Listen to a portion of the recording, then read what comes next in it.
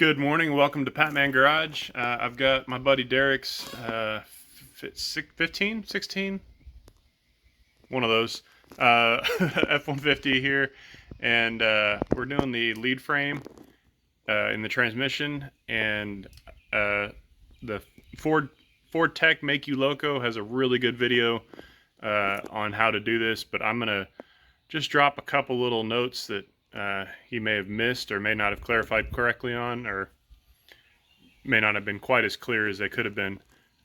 So I'm going to this is not a full walkthrough by any means, but I just want to kind of show you a couple little things that will help you out as well. All right, first things first, I dropped the pen, dropped the filter, and the O-ring got stuck up in the valve body. So make sure that when you drop yours, you might have to fish that out separately from, it's supposed to come off with it, but sometimes it gets stuck up in there. So just kind of be aware for that. So if your filter O-ring is stuck, then you just need to look right up there, and it's brightly red colored, which is nice. So it's easy to see that. There you go. So again, you just kind of need a little hook tool and pull it, little screwdriver or something, and just make sure you don't scratch up the body of the transmission too much there, but just keep an eye out for that.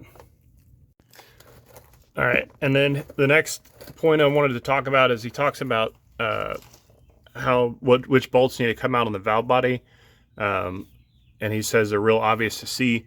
If you look straight up at them, they're not very obvious. You kind of have to come to the side. If you come from the side, you can see this guy is much thicker, taller bolt head than this guy. It's a little flatter. This one's flatter, and then this one has kind of a rounded edge on it. So that's going to be how to distinguish the two. And I'm going to throw a picture up here too, so you can see it in even better detail.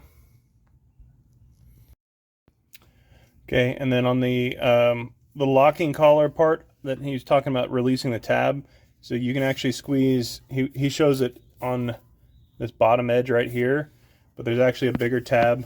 If you come behind the exhaust like this with your hand, there's actually a bigger tab up here that you can squeeze down. So you can see how that action works there. So either way works, the same tab, but it's I think easier to just do it by hand and try to grab a tool.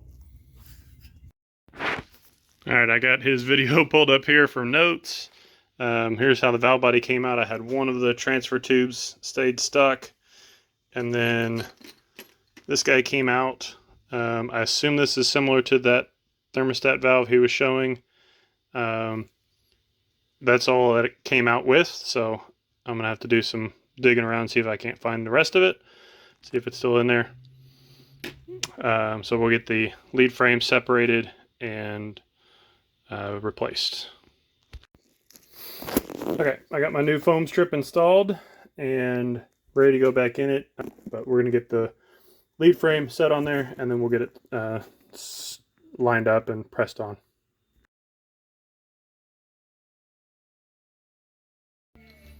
All right, so I did a little bit more research, and this is a update on the 15 second gen trucks with the newer 6R80s.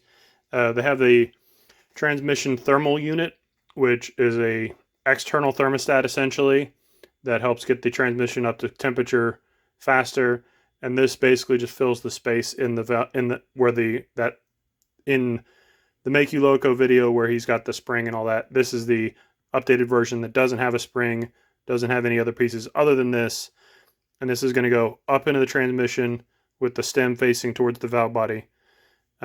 So I'll figure out how to get that in there and hold it in place while I put the valve body up, but I wanted to show you that this is the complete piece as is, a little bit different than the 11 to 14 trucks that he was showing in his video.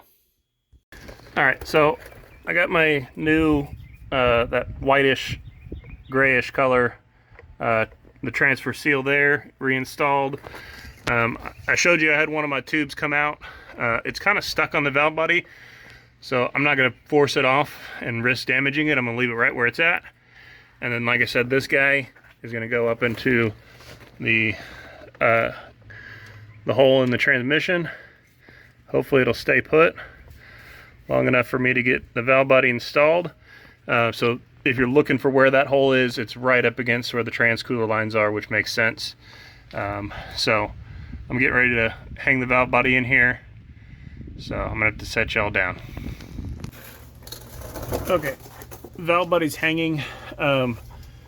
Still got to tighten everything up. I had a hell of a time getting that the connector sleeve clip around the exhaust. So this particular truck's a four-wheel drive, so I think the exhaust is routed slightly different than the two-wheel drive version.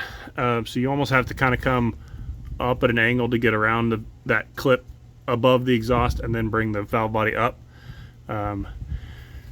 I couldn't tell at first what I was even hitting on, and then I realized what I was hitting on. So I did end up pulling that transfer tube off because I really had no feeling when I'm holding up this giant heavy valve body. I had no feeling of whether or not it was lining up, and I didn't want to damage it that way either.